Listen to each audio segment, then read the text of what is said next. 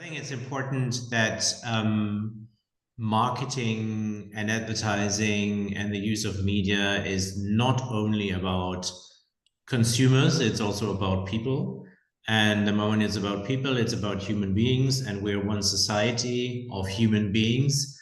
And it should be rewarded when people do good, and particularly when I think when profit-oriented companies do good. And I think it's one of the incentives to do this. If it's not for, I mean, increasing brand engagement, which could be one of the reasons, fair enough reasons, I think we're all in marketing.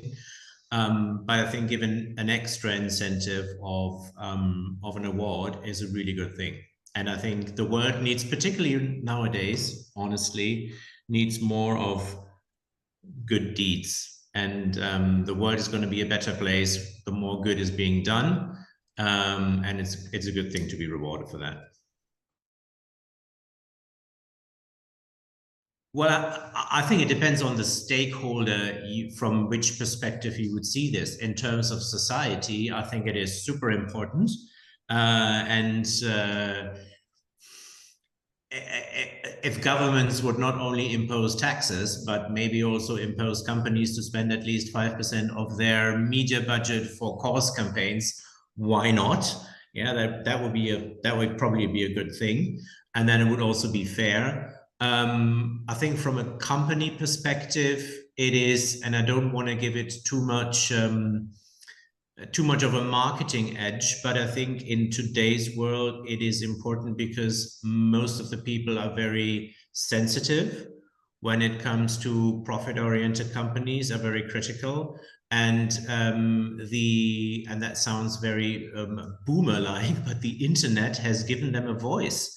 So nobody can be shut down. No media outlet can be bought anymore to promote a certain opinion. The internet is there for everybody to use. Everybody can have an opinion. And it's really important to not be seen as a bad guy. And I think there are numerous examples of so-called shitstorms where companies have thought they could get away with it and they couldn't.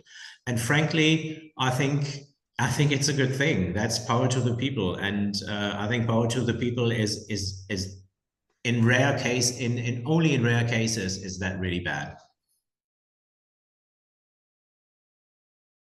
The biggest challenge is if you think of it from a profit-oriented company perspective. I'm not talking about so if you're not a profit-oriented company, you need to get the funding, you need to get the money to do it. So either you need to knock on people's doors to for them to give away media for free, or if you're a profit-oriented company, you are well, you have to argue it in front of your shareholders. So why are you doing it? And I think it's a very tricky balance, where I would always say, and I rephrased the saying from John F. Kennedy a little bit. And I would say you shouldn't ask what consumers can do for your brand. Is you should ask what your brand can do for people, or what your marketing budget or what your media budget can do for people. And frankly, I think if you tell a really good story by doing good, you can do a lot for your brand while at the same time doing good. Currently, from a marketing media perspective or from a brand management perspective, we tend to only think about the brand.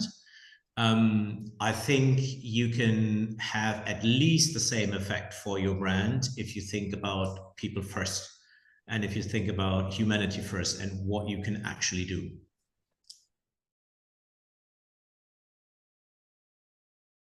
So again, because I'm a marketer, I would call myself a marketer, and I know how the reality works. I think Dove is or Unilever is really a good example for consistently over now almost decades, so at least more than 10 years, has done a very, very, very good job in balancing profits and doing good things. I mean, if you think about it, back then when they started, it was all about skinny models, and that was the only thing that was there. And they were the first ones to show people who were not only skinny, people who were not only like 22, people who were not only beautiful in the sense of like picture book beauty. And I think that was pretty brave.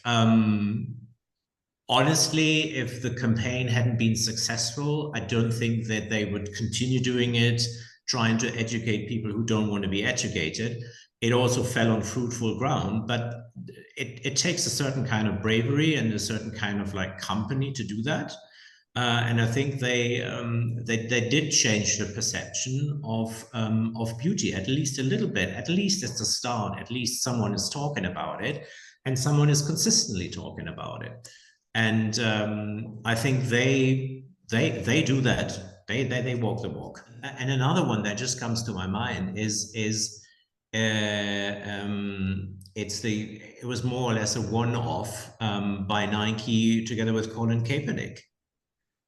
I mean, first, the guy is very brave. Then they could have,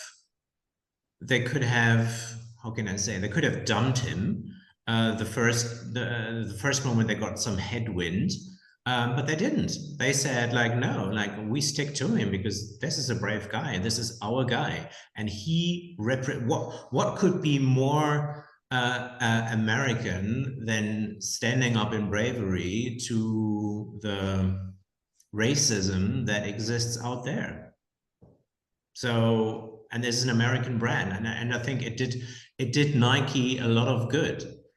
So, and then they definitely did it better than I don't want to get too political, but Bud Light, who unfortunately, the moment they got some headwind, caved in.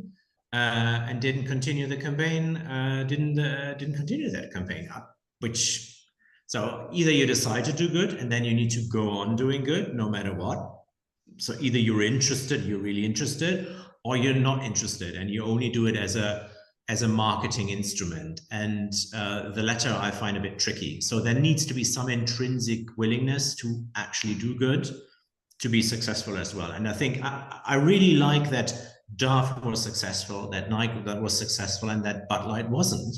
Because if you're not serious about it, don't do it. Or wait until you are serious about it.